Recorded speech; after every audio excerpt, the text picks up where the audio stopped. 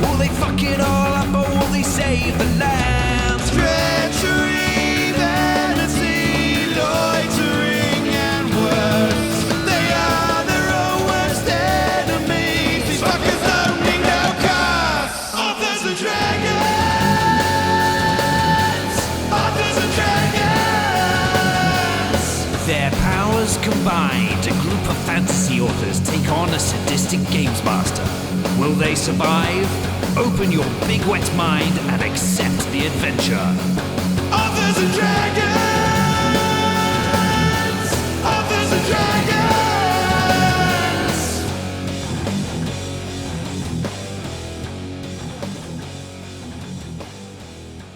So I'm John Hartness, and I'll be playing Fandingo the Fantastical until he needs a new name.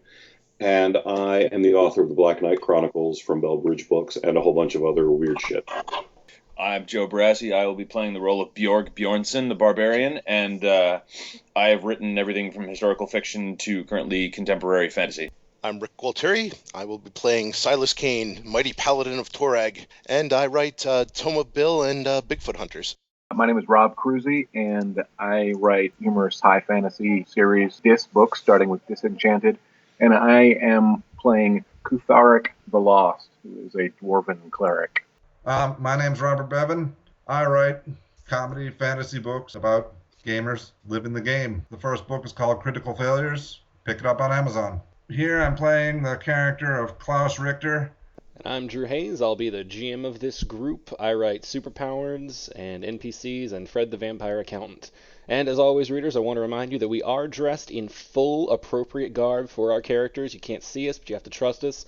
It's period appropriate. It's very, very well crafted. And man, I wish the internet had the ability to convey pictures, but it doesn't. So you're just gonna have to believe us on this. I'm nude.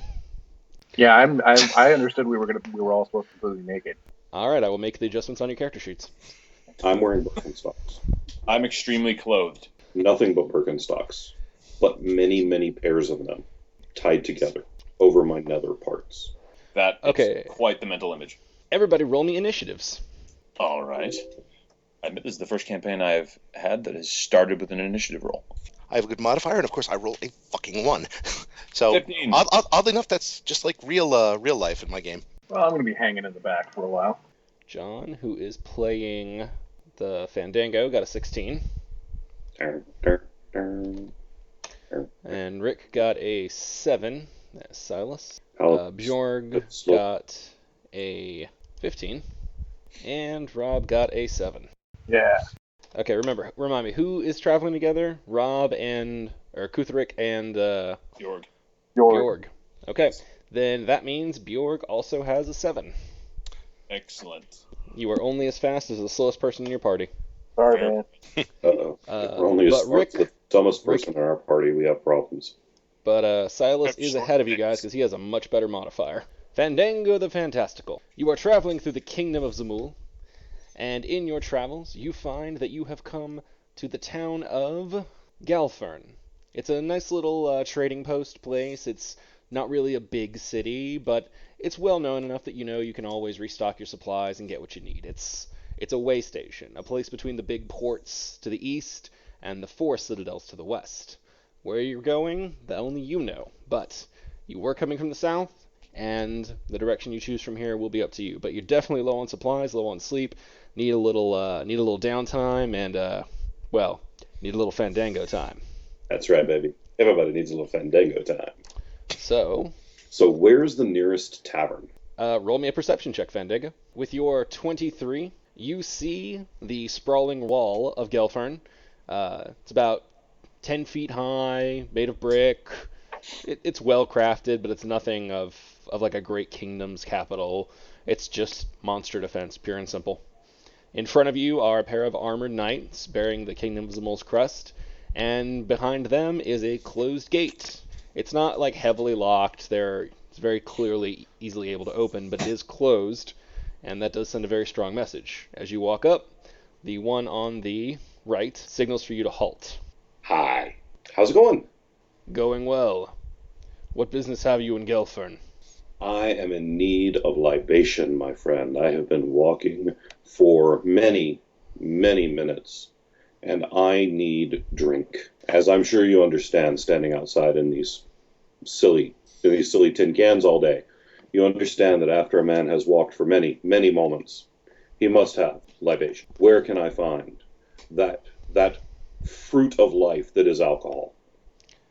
Tavern and inn are at the back of the town, adjacent to the stables. But before we let you pass, have you found any strange objects or uncovered anything out of the ordinary on your way here? Not at all. There is very little more ordinary than a traveling minstrel, sir. He kind of looks you up and down. He nods his head and gestures to his partner, who opens the gate for you. Many reports of strange occurrences these days. We can't be too careful. I understand. In the last town I passed through, there had been reports of strange things. Those things make great songs and make for good leavings. So thank you. Have a nice day. I'll be drinking. All right. With your 23, I'll also give you a layout of the actual town. Okay. It is actually. Do you want to roll me a bardic knowledge check in relation to the thing he just mentioned? Sure. Let's see. Knowledge local. Bardic knowledge is a class ability. Oh wait, yeah, it just adds minimum class level to skills. That's very different than it used to be. So probably knowledge local. Knowledge local would do it. That's okay. I piled on knowledge local. You might be the first player I've ever encountered who did that. I need to know where the fathers are. Smart man. Knowledge local is a highly underrated skill. Oh, I didn't say it was a bad skill. I just said he was one of the first players I ever knew who took it. Word. All right. Well, while you're getting ready to roll, I'll give you the layout of the town. It's a simple little village built to, you don't know shit. For the viewers at home, he just rolled a natural 1, meaning he has critically failed. There you go, Robert. There's a plug for you. And he gets nothing. He gets nothing regardless of bonus. Normally, I would even make this worse and give him something negative, but, first game, I'll be a little nice. You're never supposed to try and kill him until the third game. Seems fair. All right, so you are in. It's a simple village. It's built to sustain what is largely the farmlands you've seen around it, and the travelers make a little coin off of them. There's villagers scattered about. You can see 3 over to the left having a little conversation. You can see 1 throwing a coin into the wishing well. You see a little girl just kind of playing with a doll, and just villagers scattered about. The signs have very simple accoutrements. The large one in the rear has a sword and shield hanging on a wooden placard in front of it. The one to your far left has what appears to be a potion, and the small building right here seems to have leaves and herbs carved into wood on it. And of course, at the far back is the gigantic building, the tavern / general / stable. Which would you like to head for? You're kidding, right? I have to ask, man. Straight to the booth. So you head toward the tavern, and you get in, and you begin to, I assume, order you some booze. Well, first I want to see if there's a minstrel playing. There is not. Alrighty then. Daddy wants to work towards drinking for free. Okay, we will come back to you in a moment. So, based on initiative, that means Robert is next. Me? Okay. Yeah, you rolled an 11. Yes. What's your next in line? As I told earlier, you are in the Kingdom of Zamul. You have been traveling, and you've arrived at Galfern, which is a little outpost town in a farming community. Its most renowned is that it's a good stopping point between a lot of bigger destinations, like the ports to the east or the forest citadels to the south or to the west. And it's a nice place to restock, to get food, drink, rations, a good night's sleep outside from the wild wandering animals. So that is what has brought you here. Where you are going afterward, that's up to you to know. But today you do walk up to the guard. Oh, hey, there I am. Cool. And you can roll me a perception check, or you can greet them, but they stop you as you approach. The one on the right holds up his hand. Hello? Hello, traveler. What brings you to Galfern? A thirst. He looks at his buddy. Second one in like 20 minutes. Fucking adventurers. He looks back at you. Have you encountered any strange objects or magical items in your recent journeys? Do bears count? Was it a magical bear? No, Are you carrying it with you? I am not. Then no, it does not count. Then my answer is no. Kind of cocks an eyebrow, and after a minute he motions to his buddy to let you in. And the gate opens. You can walk inside. Thank you. Give me a perception check. Okay. 11 again. 11. Okay, with that, you can see the bunch of buildings. You can see the villagers, although you don't make out quite as many details. You notice the building with the leaves and the herbs on the sign right in front of you. And you notice the one with the potion over to the far left. You do see that there's a well in the center, and you definitely notice the giant tavern / inn / stables / general store at the far. What would you like to head toward? I'd like to peek inside the well. Okay, roll up. Next to you there is a young woman who is throwing a small copper in. You see her making a wish. Roll me a perception to look down the well. You do not see shit. It's a well. Yeah. It's dark. There's stones. They look wet. There's a little thing that you wind to bring the bucket up. That makes me thirsty. All right, that is where we'll walk away from you. Silas, same drill. Galfern, trading post. Yep. Ports to the east, citadels to the west. You're coming from the north or the south. You're stopping over. The guy holds up a hand to stop you as you approach. And who are you to deny me entrance? Whoa, calm down, buddy. I'm the guard. That's my job. Now, what brings you to Galfern? My name is Silas Kane, and I am but filth on the bottom of the mighty boot of Toreg. May it forever rain spittle down upon the unholy. I have come to spread his holy word and destroy evil wherever it may hide, and it hides in many places. Oh yes, it does, for we are all sinners before his righteous glory. Praise be to Toreg! The guard stares at you, slowly lowers his head, and gently pinches the bridge of his nose with his index finger and thumb. Lets out a long sigh. Then says, "Oh, may the gods help me. I don't want to ask this. I have to ask this. Oh, that was just asking him why he can't. Okay.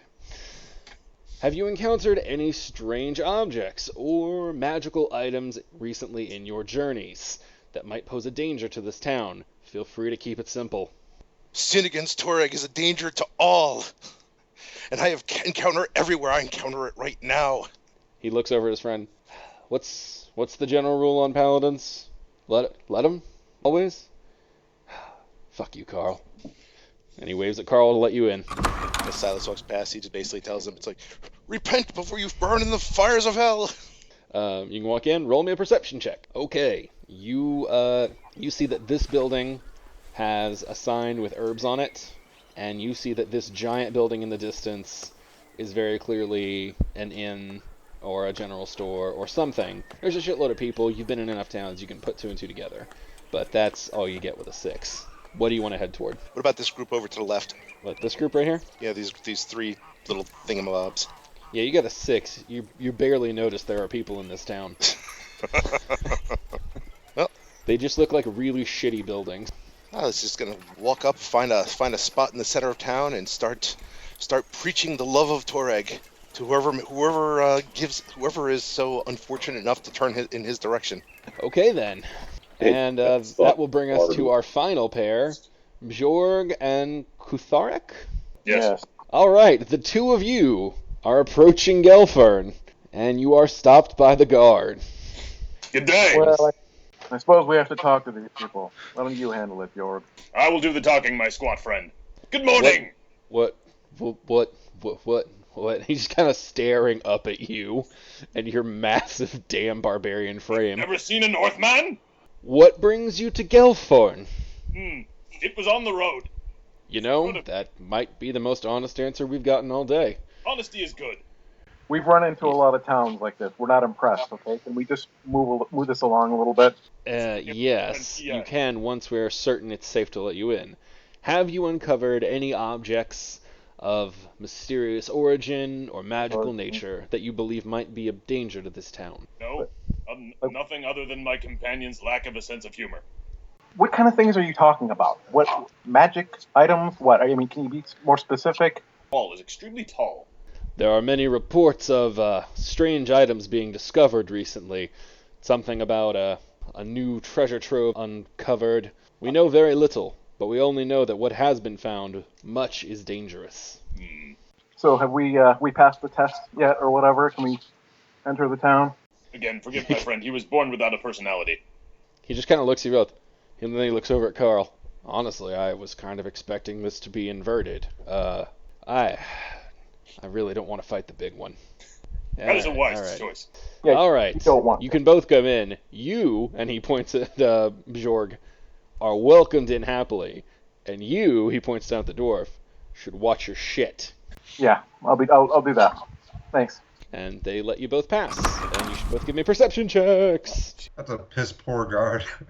Let him in. I don't want to fight him. He wasn't paid to keep out half-orcs. He was paid to keep out dangerous magical items. I'm not a half-orc. Whoops. What are you? I'm a human. Oh. Aren't you a big damn human? Yes. Yeah. He wasn't paid to keep out big damn humans. They were told the truth about not having magical items, so he let them in.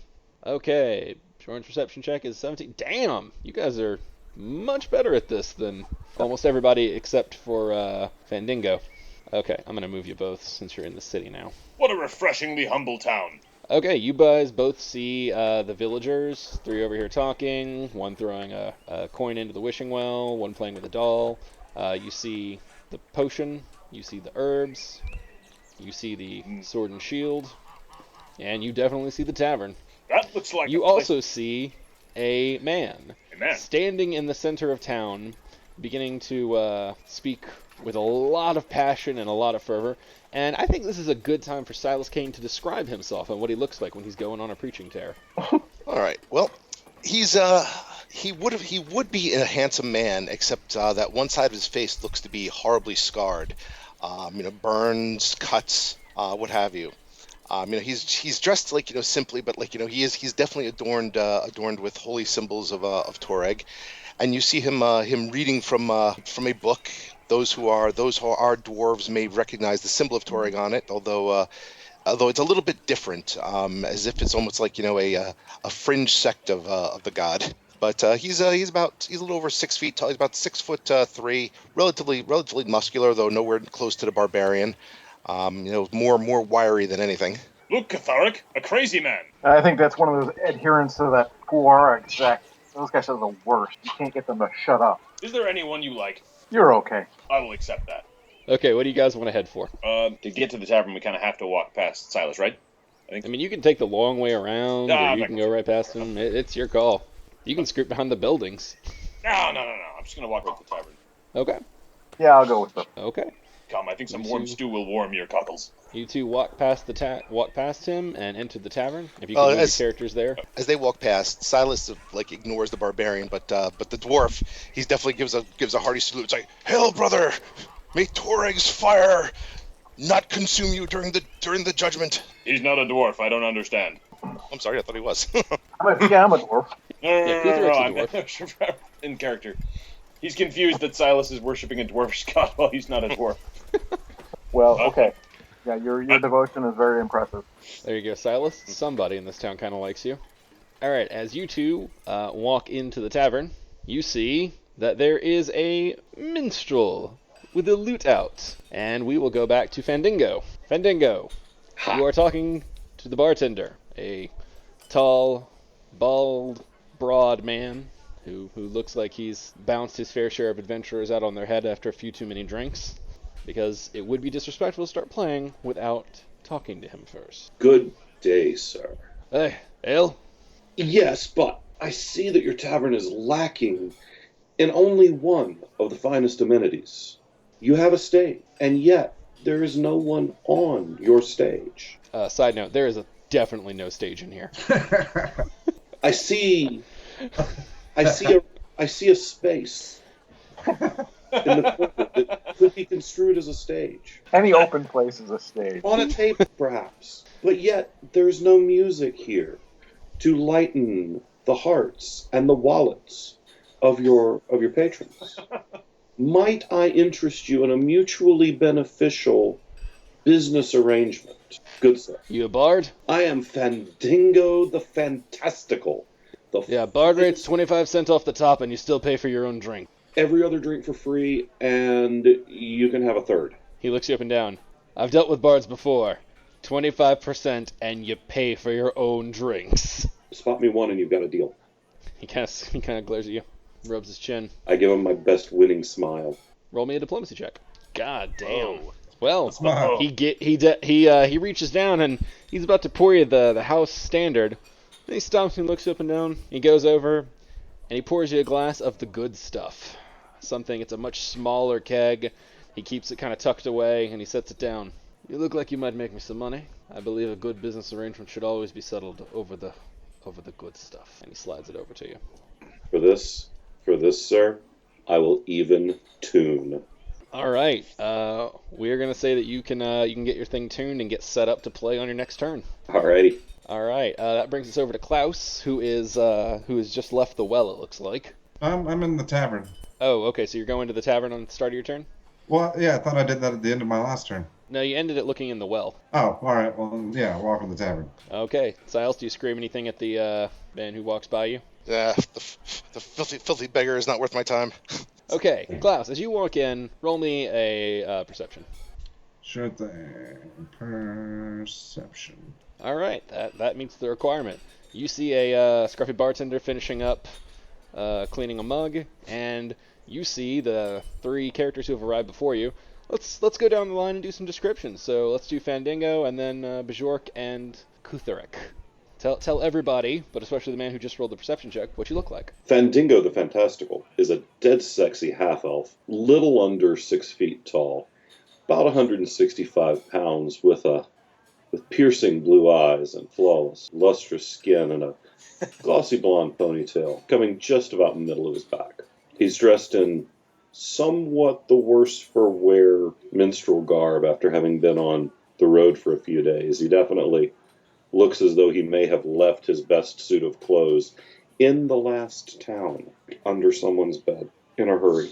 All right, Bjorg Bjornsson is this gigantic slab of Northman. Long hair pulled back from his face, fetching beard, and eyes that look like they would do questionable things given the right amount of alcohol. He's wearing hide armor and's got a big old greatsword strapped to his back and looks kind of unnervingly friendly. And I'm the opposite of that. Kutharek the Lost is a kind of a very average-sized looking dwarf, 3'9", 150 pounds, kind of mousy gray hair, very plain, homely face with a scraggly beard, and looks like he's unhappy with his lot in life, and only manages to smile occasionally at the antics of his companion, the hulking barbarian. Okay. So that is the sight you see as you walk into the tavern. Are there other customers there as well? There are, in fact. And you know what? We now have a great enough number of you that it is time to go look at it. All right. That's cool. Oh, nice. Okay. Yeah, there's definitely not a stage there. No, there is not. I checked before I told you that. Okay, so Fandango, we're going to say you are over in this corner, getting ready to play. Getting jiggy with it. And Klaus has just walked in. So, in addition to everyone described, you see a pair of peasants right here. Looks like a man and his son sitting down for a nice meal. And you see just a small group of farmers. It looks like sharing some food and a couple of pints of ale. None of these look like good marks.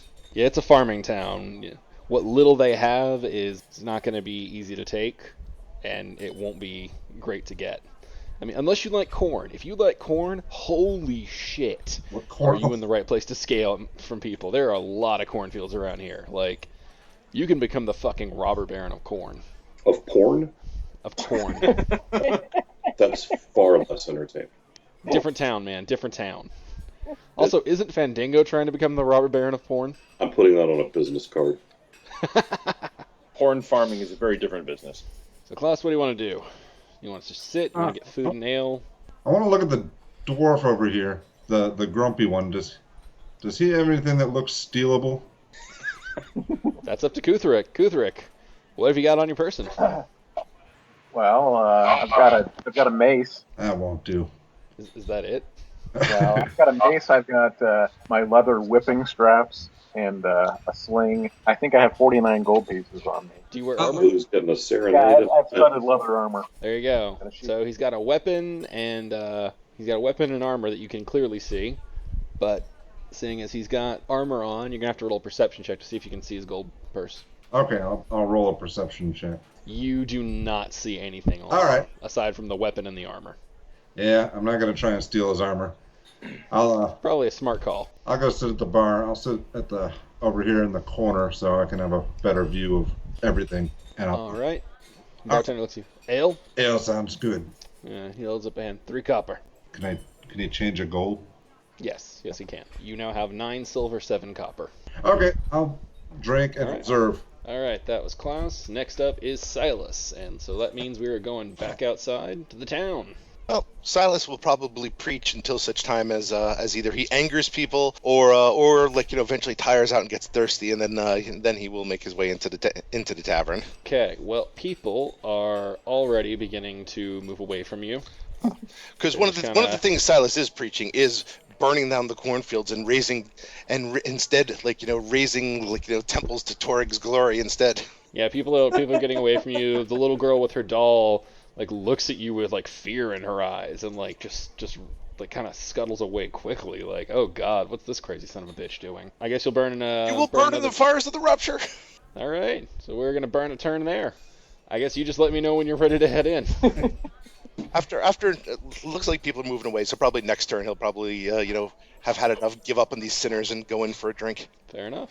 Okay, we are back to the inn then. I like the fact that I'm not the only one, or I'm not even the primary one alienating people in this town. No, you guys are making it interesting. I'm gonna have to really have fun to get you as a party. You rat sacks of shit. Okay, so Kutheric and Bjorg are up, and they have sat down. They've seen a bard haggling with a bartender and going to set up and play. They also saw a... Robert, describe yourself. Who came in and looked around? Klaus Richter. He does his best to stay as unseen as possible. He'll be wearing a cloak made out of probably bear hide. And yeah, he's a half elf, very nondescript. Yeah, and he makes an effort to be that way. Tries to stay invisible. Okay, what do you guys want to do? Look, Kutharic, there's music, and a man who thinks he's a bear. Yes, it's a fascinating place to be sure. I like it here, but it's very quiet. What do you think that they were talking about with the strange goings-on and magic items and stuff? What do you think that's about? I have absolutely no idea. yeah, that's your go-to answer, isn't it? It sounds complicated. Can we try asking the bartender if he knows anything? You certainly can. I will go with you. Okay. When you try to talk to people, bad things happen.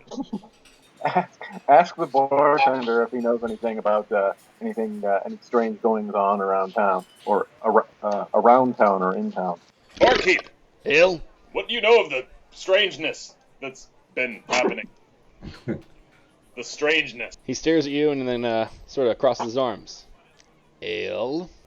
Oh, yes. 2, please, for my squat friend and myself. 6 copper. Can do. Alright, as he serves you your drinks. There be a lot of tales coming down the road lately. Over to the east, in one of the seaports, they say something washed ashore. A chest of trinkets. Was it seaman? Quite like no one's ever seen before. Strange things, magical. Some of them powerful, some of them dangerous.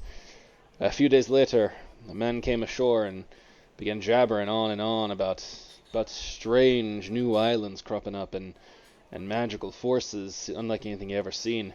They showed him the chest, and he said it was only a piece of what was out there. Of course, then someone found a ring that turned everyone who touched it into goop, so no one knows entirely how reliable that is. Turned them into goop.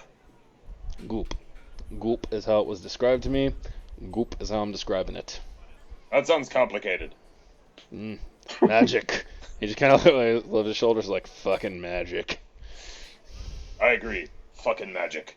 Stare back at my dwarvish friend. I have no idea. How far away is this? It was the port of Tamford. Be about, 3 days' journey to the east. Of course, I wouldn't recommend you go there, obviously. That's why we got everything battened down here. There'll also be some tales of some strange magic coming out of the west as well, although that one's not items so much as curious creatures that no one's ever seen before popping up. Bones from the east and the west. You can't win for losing. Yeah, them will It's a bad time to live in the big cities. I come from the north. I hear there's lots of killing and cold and monsters up there. Yes, it's nice. You just kind of look at you. I like you. I like you too. You seem nice. Okay, that is Bjorg and Kuthrik's turn, which brings us to Fandango, who can begin to play if he is so inclined. Oh, baby, we're jamming. Oh, and I do want to take an aside to let the listeners know that while they were doing that, Klaus attempted to see if there was anything he could steal and rolled a natural 1, which is why something's going to happen to him on his turn. But it's not his turn. So, Fandango. So I'm all tuned up, and I'm starting to play a lively jig as I meander between the tables, looking for generous patrons of the arts. I see this well-accoutred giant and this mousy-looking little fuck who's obviously a thief. Actually, they are at the bar right now because they just finished talking with the bartender. All right. I avoid the mousy-looking fuck and go towards the cheerful giant. First things first, we gotta hear how that loot's playing. I want that perform check. Alrighty. Oh, I think we're alright. We are definitely all right. It's a nice, smooth ballad. It's nothing world changing. No one's falling to their knees and weeping, but it's good. It's very good. It's, Capital Kingdom about good. It's something you wouldn't expect to hear in a little trading post out in the middle of nowhere. The other villagers are kind of nodding their heads and tapping their feet a little bit, and they're getting into it. Kind of thing guaranteed to loosen a purse string or panties. By the way, are there any good-looking women among the villagers in the tavern? There are not. These are all hardworking farm stock. Everyone kind of looks like a potato. Just squat and tough and a little bit dirty and hard. So I have a thief, a dwarf, Chris Helmsworth, and potatoes. Pretty much.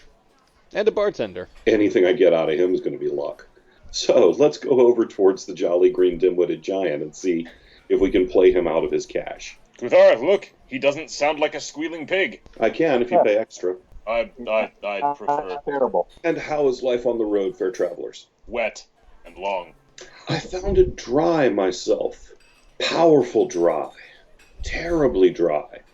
My throat becomes cracked and parched with how dry it was just working to get here. You've lost me. You're not going to make any headway with him that way. You're being about 16 degrees too subtle for Bjork. So Buy me a drink, big guy. Why not? I will buy him a drink. Barkeep, an ale for the bard.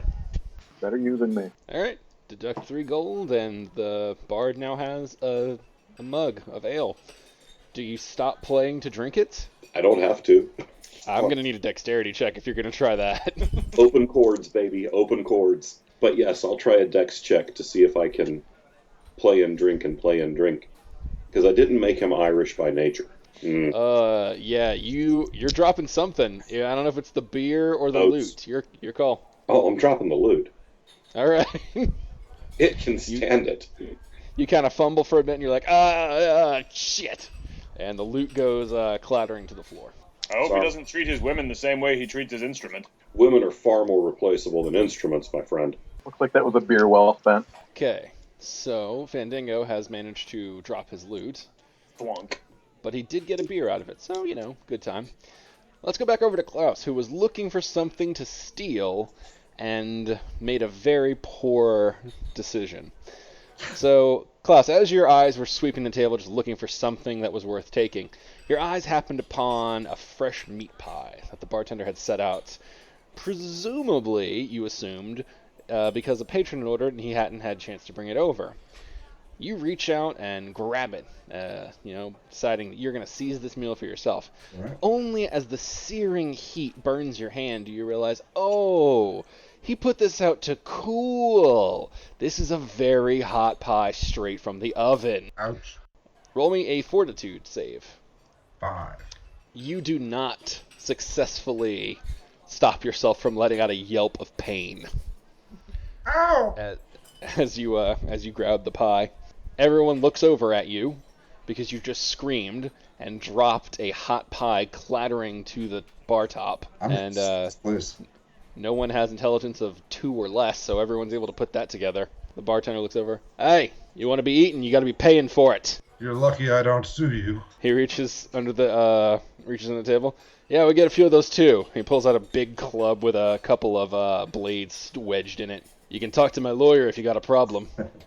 So, how much are hot pies? Oh, for you, I think you'd be getting the special. That one's gonna run you gold. All right, I'll pay my dues. I'll give him his gold. He takes the gold and he slides the pie over to you with the bat. You bought it. It's yours now. Thank you. All right, as I said, with people walking away, Silas kind of dismisses them all as sinners, all doomed to burn in the fires of the 9 hells. Perfectly reasonable response. Okay, you enter the tavern and join everyone else. Now, as soon as you walk in, the bartender, club still in hand, looks over. Hey, you the one making all that racket outside? If by racket, good sir, you mean spreading the love of Toreg, then yes. Yeah, that's what I mean. None of that in here. No worries, for I have simply come to quench my thirst from my long travels and my proselytizing to the sinners. As he walks past, he again looks at Catharic, and ignoring what he did before, just kind of once again nods and is like, greetings, brother. I don't understand. He's still not a dwarf. One day, friend. One day, Toreg will smile upon me, and I will wake up one of the favored people. Until that time, I am only what you see before you. So Silas takes a seat at the bar and waits for the bartender to give him some attention. Oh, the bartender's gonna look over. Ale? Water, my friend. Perhaps you have some that you have washed dishes in and such, for that is all I am worthy of. He just kind of looks at you, and he reaches down and he pulls out a pitcher of normal water, and he fills a cup, and he hands it to you. 1 copper. Sure. Silas hands it over. Be sure not to spend it on sinful pursuits. I tucks it back away. How many copper go into a gold? Is that 10 or? It's 10 copper to 1 silver, 10 silver to 1 gold. I always think of it as a gold is $100, a silver is $10, and a copper is $1. All right. Hello. That man is insane. Does he think he's a dwarf? No, I think he wants to be a dwarf. Appropriating my culture. No offense to the little guy, but why would you want to be a dwarf? I mean, people put things on the top shelf. I'm going to look at Kutharic as though expecting him to offer some sort of explanation. Don't ask me. I don't know. I wish I wasn't. Fair enough. So, where'd you guys come from? North! I hear there's lots of killing up there. Yes. It is a fine place, but I wanted to see other places. I look Not all down of at them. Gutharic. He's not the sharpest knife in the drawer, is he? No, but his heart is in the right place, as far as I can tell. So, looking around, I'm not seeing anyone else who looks as though they may have any money. No. Corn, yes. Money, I mean, you might be able to separate them from a couple of coppers, but I mean these are simple farming folk. As a traveling adventurer with a gold in your pocket, you already have way more money than they do. Actually, Silas sees you looking around and says, "Minstrel," tosses a gold at you. He's like, "Sing a song of Tuareg's glory. Make me weep with emotion." That does not sound difficult. I want to see if I know any songs of Tuareg's glory, because I'm going to make something up if I don't. Knowledge religion. Home Slice just threw a gold at me. Yeah, knowledge religion to see if you actually know one. Oh shit, yeah, you know a couple. You've had to play for dwarven audiences before, and you know how to get out of there without getting your ass kicked. Kutharic, he's about to sing a song of your people. So, give me a perform check, see if you do it justice. I should totally get modifiers, because I'm betting Home Slice's bar is set pretty low. Okay, 14. It's about on par with what you were singing before. It's not gonna bring normal people to their knees. I don't know about Silas the Unstable Paladin. Most certainly does. Yeah, but As far as it's not bad, and no one is bothered by it. They enjoy it. It's nice. It's a little different. They're not used to getting dwarven god worship songs here, but hey, when in doubt. Your guy isn't half bad, considering. Indeed not. I just got a gold out of this deal, and I only have to give 25% of it to the barkeep. Is Silas reacting to the song? He's weeping copiously as he listens to the glory. Friend, I pat Silas on the shoulder. Friend, for 1 gold per song, I will sing all night. You truly have a gift for knowing the glory that you will never know. Gualtieri, you should feel right at home. Sorry, Gualtieri. As much as I ever do. Okay. Klaus, you just spent a gold on a meat pie, and there's a Song of Torg going down. Would you like to do anything besides eat your pie, join the discussion, or just want to sulk and nurse your hand? Yeah, I'm sulking, and I want my gold back. I see that weird cleric. He's giving out gold. I'll keep an eye on him, see where he puts it. His coin pouch. All right, he did just take out a gold. Roll me a perception check. Damn. That's a 6. You did not see where he took that gold pouch. He's wearing a lot more armor than just studded leather, and it's really hard to keep track of where all the compartments and things. All right. Klaus looks, and he looks over it just when he's already put it away, and he misses it. Well, But you never know, there might be another song. yeah, I'll eat my pie and continue observing the only people that seem to have any money in this town. So after Klaus, I'm just going to pause for a second to say that you all arrived here in the late afternoon to dusk, and the sun is beginning to set. This is definitely a place where you can secure lodging if you would like to, or if anyone wants to go out and do anything in the darkness, they are certainly welcome to try. But the hours are drawing on. So, alright, so let's go back to the top, which will be Fandango. I mean, pretty much everyone but Klaus can kind of act as a unit right now, because Klaus is the only one away from the group. As it is growing late, I feel my fingers begin to tire, Sir Paladin. Might you find it in your most generous of pious hearts to aid in lodging a poor minstrel for the evening? Silas claps like one arm around your shoulder. He's like, I can tell you are the only true believer in this town. For that, we are brothers. So you will stay with me, and together we will pray to Toreg.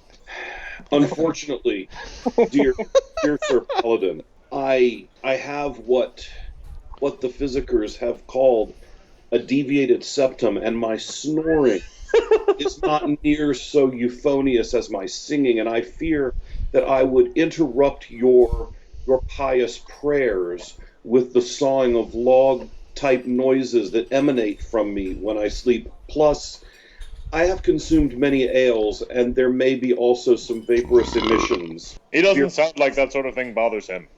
Shut up, big sexy. I don't want to shack up with the paladin. It makes sense to me they could share a room together. I think that they were made for each other. I hate dwarves. The bartender leans over. Rooms are a silver apiece, however you decide to slice them. And how many rooms do you have available, good sir? There's a stopover place. We got 10 rooms. Only 3 are filled. Thank you, Torag. Silas says, "Thank you, good sir, but may you have any slots in the stable you can spare?" Stable? Good paladin? I think he wants to sleep on straw. That certainly cannot be good for thine armor, and it would be terrible for the tuning of my lute, and anything else I want to get tuned tonight. Perhaps if you feel the need to commune with Torag more closely, you could foster my stay in a real room as a patron of the arts, such as the church has historically been. The arts are nothing compared to Toreg's glory. But, if you claim to be a true believer as you are, then I cannot turn down a brother. This should be interesting. I truly believe many, many things, Sir Paladin. I truly believe many things. Silas stares at you a little dubiously. He mentioned the glory of Toreg, and you haven't dropped to your knees yet. I would, of course, immediately be praying to Toreg in the highest, but these floors, they ruin the knees of my clothes, and I must present myself in a certain fashion so as to better honor the gods. Gods? Oh, bull. Come on, big sexy, help the brother out. Pour a beer on the little guy. Do something. Jesus. Do you pour beer on the little guy? Oh, Bjorg? Bjorg. I'm assuming you're big sexy. Oh, sorry. I didn't catch it. Come on, big sexy, help a brother out. Don't beer on the little guy. Okay, yeah. He throws an arm around the bar's shoulder and says, "He will room with us tonight." What? Oh, I'd seen that Silas kind of like, slides over to you and like, kind of jabs you in the shoulder like as if he's whispering, "Be careful, they're sinners, especially the big one. I'm not sure. Perhaps you can convert them." That would be a perfect opportunity, Sir Paladin, for me to convert them.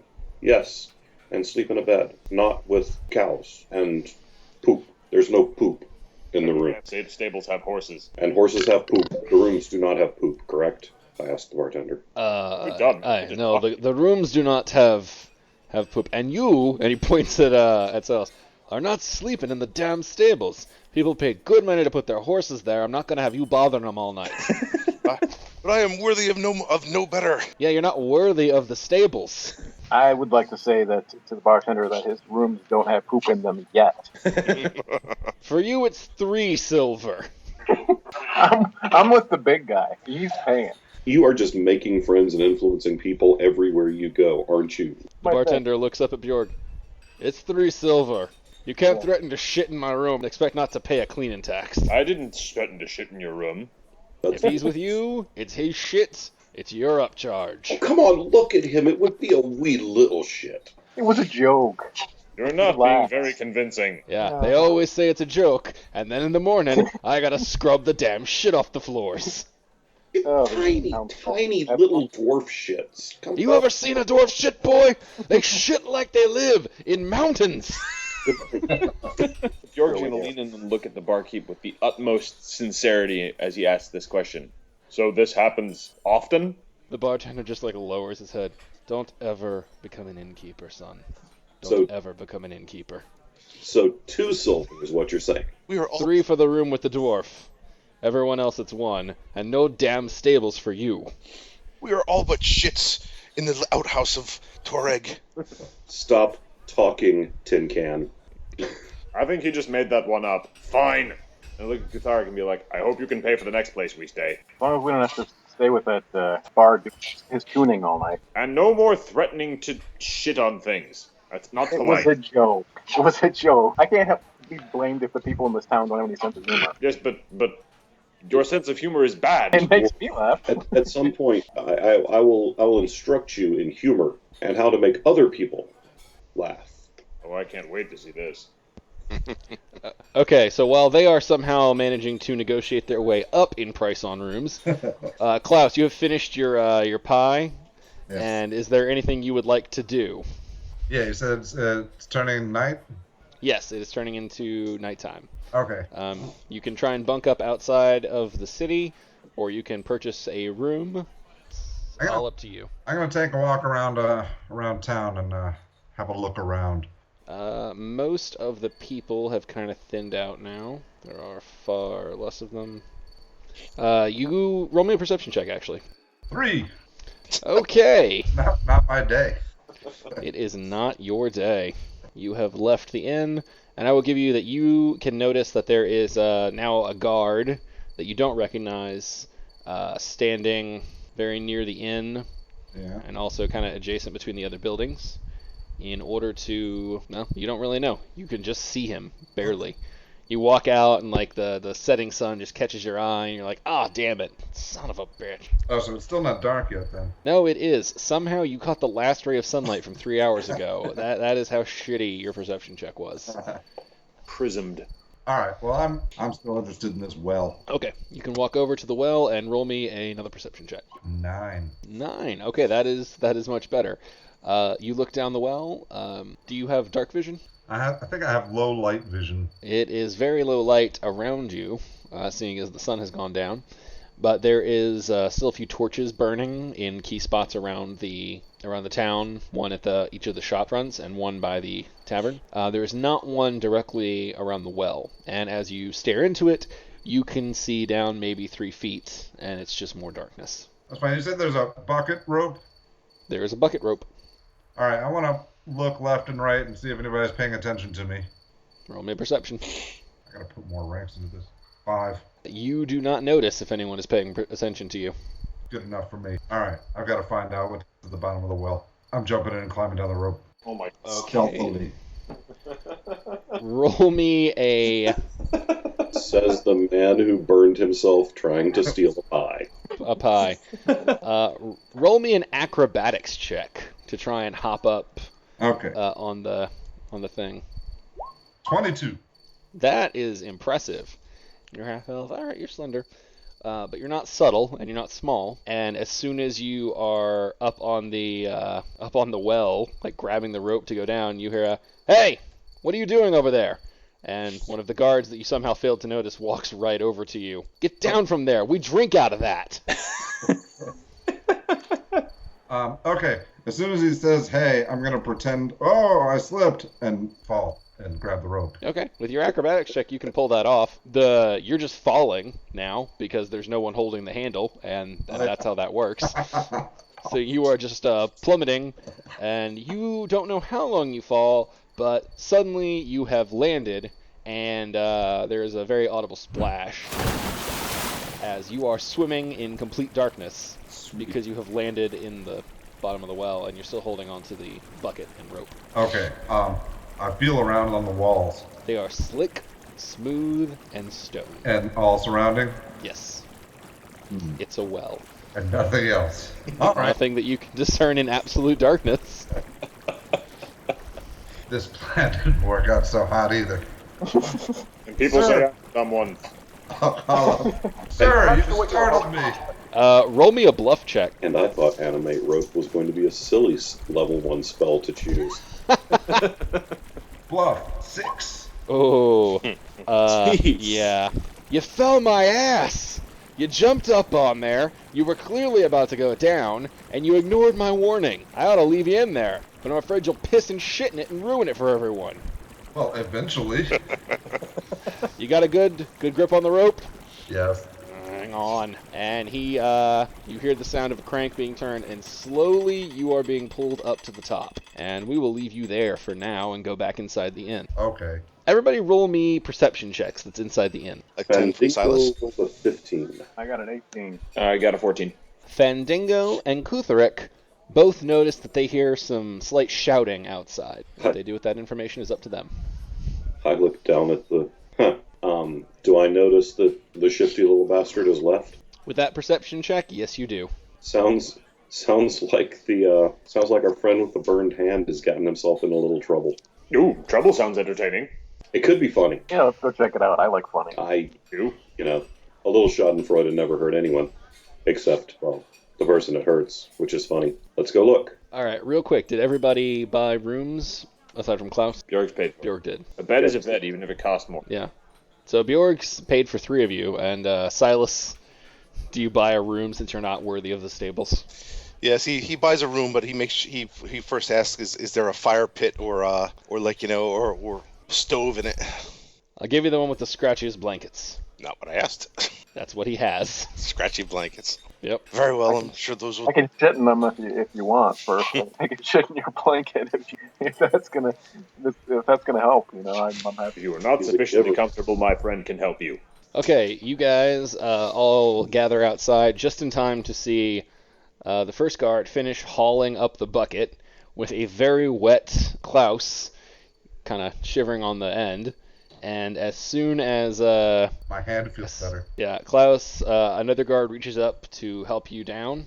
And as soon as he has you, he hauls you down and he claps you in irons. Oh, sure. Bjork's gonna crawl across the space. If you wanted water, they have that inside. Wait, this town provides free half-elves with every bucket of water? I feel like I've been gypped somehow. I'm not sure I would want to drink that. One of the guards calls, "Yeah, that's why he's getting arrested." Yeah. Ooh, come on, that seems a little extreme for a guy who just fell in a well, right? Especially... Oh, he didn't fall. He jumped. And after we yelled at him to stop. Well, it seems a little extreme to arrest someone who's so brutally stupid, doesn't it? Perhaps he merely wished to baptize himself. As a rule, we in Galfern don't allow the stupid to run around and do as they please. He won himself a 5 gold fee and a night in the cell, but we'll turn him free in the morning. Yeah. Hey, I have an idea. Can we have Silas take the place in the cell, and then this guy can take his room, take Silas's room. Wait a second. I mean, you can try and talk the guard into it. Silas actually thinks that's a wonderful idea. He will approach the guards. Oh God. Wait. Sir Paladin, whatever you're thinking, don't do it. No, it's a good idea. He's going to switch rooms with the guy. They're going to switch places. I understand that you think that whatever you're saying is probably going to be a good idea, and I know that I just met you mere hours ago. Nothing about this seems like it's going to go well. I think it's a fine idea. And there is the proof. But does not a sinner such as me deserve this punishment? I should throw you in the well myself. Yes, but then The guards overhear you and say, in that armor, I don't think we can haul him up. You understand exactly where I'm coming from. Sir Guard, if we promise that the big one will keep an eye on the two stupid ones, will you let the wet one go for 3 gold? The guard kind of looks at you. No. I tried. We don't know any of you people. But This I'm one just that jumped in a well for no reason. How do you not know me? You must have heard of me. I will actually give you a d20 roll that they might have heard of you. Oh, that could be hilarious. Give it 25. We'll say 15 and above, they've heard of you. They have never heard of you. I rolled a 5. They have never heard of you. No. Maybe Hey, look you've at- heard of me under one of my previous identities. Oh, I'm pretty sure they haven't heard of you. I have a lot. Oh, you've been traveling under aliases, have you? There are lots and lots of fathers and husbands who get really grumpy with musicians. I don't think this is a line you should take. I don't think this is helping. Pretty sure I'm going to just leave these people to their devices and go to bed. When the dwarf thinks it's a bad idea, it's got to be tragically bad. You fellas have fun in jail. Good night. In the meantime, Silas is holding out his hands to like the guards. Slap those irons on me, for I am deserving. Bjorg's going to follow Kutharik and the bard back inside, kind of shaking his head, going, I don't think he would make a very good dwarf. So, Paladin, you haven't broken any laws. The laws of man, perhaps, but the laws of gods, infinite. Whoa, we're not authorized to enforce the laws of gods, just the laws of man. So no. Silas sadly turns away, shaking his head at the lack of salvation that for this town. He'll just go take his room. Okay. Klaus, would you like to say anything in your defense as you're being marched toward the jail, which is this round hut right here? No, I'm just kind of curious to check it out. Okay. They walk you in. It's a very small little building. There's just 3 cells. It's more like a drunk tank from like an old-timey... Maybe. like the Andy Griffith Show Right. style. Like, it's just 3 cells. It's very clearly not built for long-term holding. It's their drunk tank, rowdy tank, like, throw you in here for being an asshole and sleep it off tank. So they throw you into the middle cell, they take the irons off you, and then they shut the door and lock it behind them. There's a small candle on the far end of the room that's burning softly, and they have left you in a secured room. Or in a cell in a secured room, there is a small window. It's got the moonlight streaming through, and bars are blocking your exit.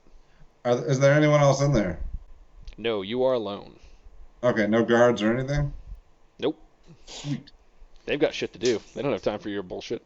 All right, well, I'm going to take this turn to just observe out the window for a little while. And all right, first I want to look at the lock on the door, and then look out the window.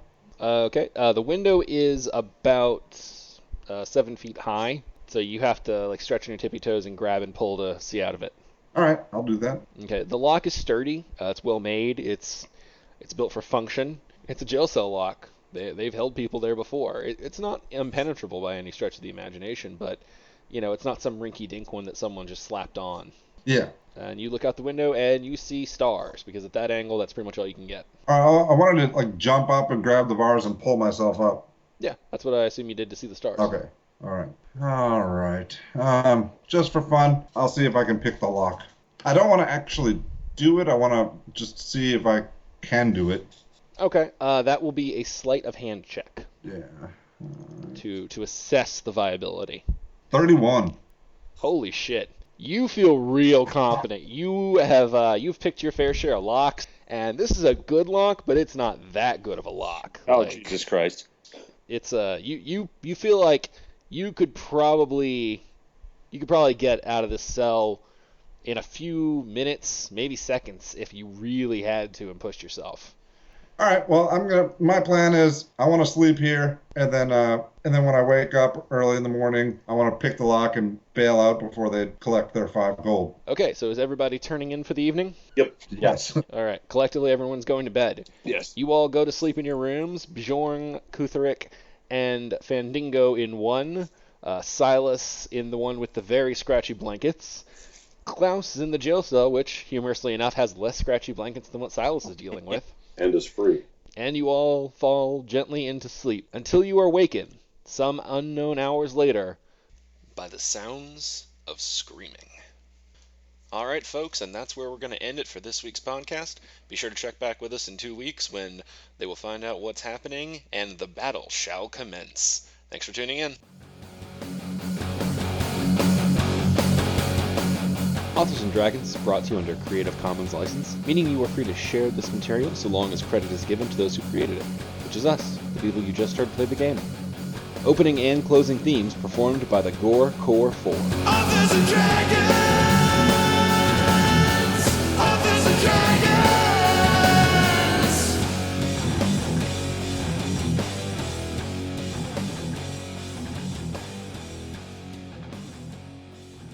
Goop is how it was described to me. Goop is how I'm describing it.